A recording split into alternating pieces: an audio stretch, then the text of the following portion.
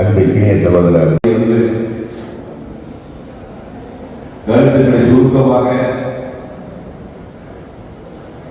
சுருக்கம் என்று சொல்வதற்கு எதிர்கால நடவடிக்கை எவ்வாறு இருக்க வேண்டும் என்று சொல்லி அமர்ந்திருக்கிற நம்முடைய நாடாளுமன்ற உறுப்பினர் என் அன்பிற்கினிய சகோதரர் பழையரசு அவர்களே, அதை போல வருகிறது இந்த செயல்களின் கூட்டத்திலே சிறப்பு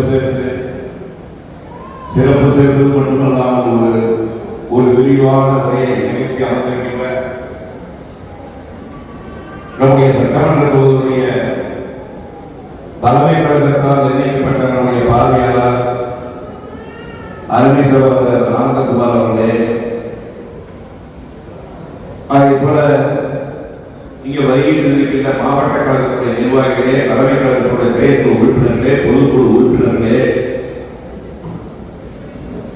வருகையில் இருக்கின்ற ஒன்றிய கழகத்துடைய செயலாளர்களே, பேரூர் கழகத்துடைய செயலாளர்களே, ஒன்றிய கழகத்துடைய நிர்வாகிகளே, பேரூர் கழகத்துடைய நிர்வாகிகளே,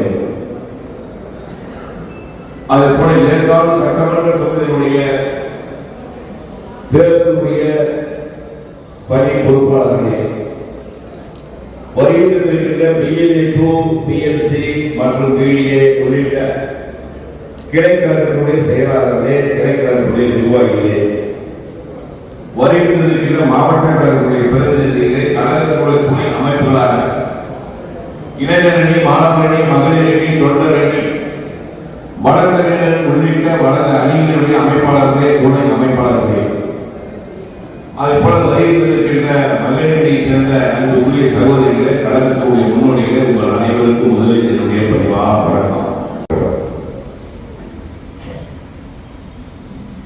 இந்த கூட்டத்துடைய தலைப்பு மீண்டும் சொல்றேன், என் வாக்குச்சாவடி வெற்றி வாக்குச்சாவடி. அதுதான் நீங்க பேசுறதுலாம் சுருப்பிட்டு சொன்னார். நீங்க பேசுற ஆனந்தகுமார், அதே போல கோபியில இருந்து, மணவாள இருந்து எல்லாருமே பேசுறாங்க. மூணாவது இருந்து அதைத்தான் நம்முடைய ஒன்றிய கழக செயலாளர் விஜயகுமார் வரவேற்பு சொன்னார். என் வாக்குச்சாவடி வெற்றி, நான் இருக்கக்கூடிய வாக்குச்சாவடி அதை வெற்றி பெற வேண்டும். அப்ப வெற்றி பெற வேண்டும் என்று சொன்னால் நாம் என்ன செய்ய வேண்டும்?